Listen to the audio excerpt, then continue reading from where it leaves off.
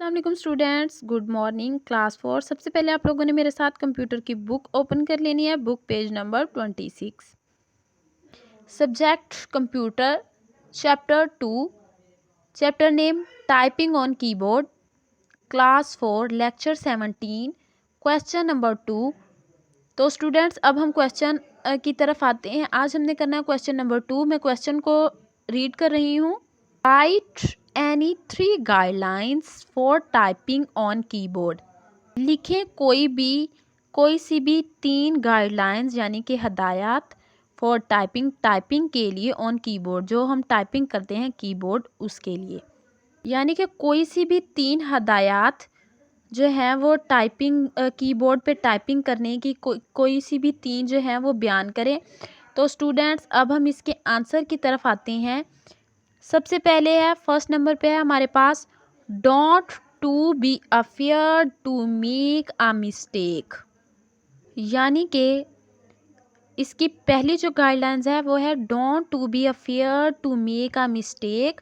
गलती करने से, अफेयर यानी कि डरना नहीं है, मिस्टेक गलती करने से डरना नहीं है। सेकंड नंबर पे है, relax the muscles of your hands and fingers.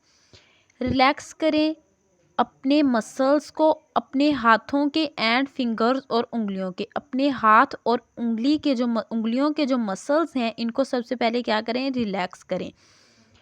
Third number पे है guideline, keep your shoulder relaxed, और अपने जो शोल्डर हैं इनको भी रिलैक्स्ड करें। स्टूडेंट्स क्वेश्चन 2 हमारे पास है कि राइट एनी 3, कोई सी भी 3 गाइडलाइंस यानी कि हदायत लिखें फॉर टाइपिंग करने की ऑन कीबोर्ड, कीबोर्ड टाइपिंग के लिए।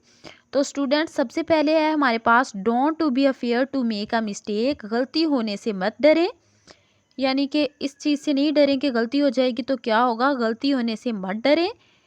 रिलैक्स दी मसल्स, रिलैक्स कर लें अपने मसल्स को, of your hands and fingers, अपने हाथ और उंगलियों के मसल्स को सबसे पहले रिलैक्स करें।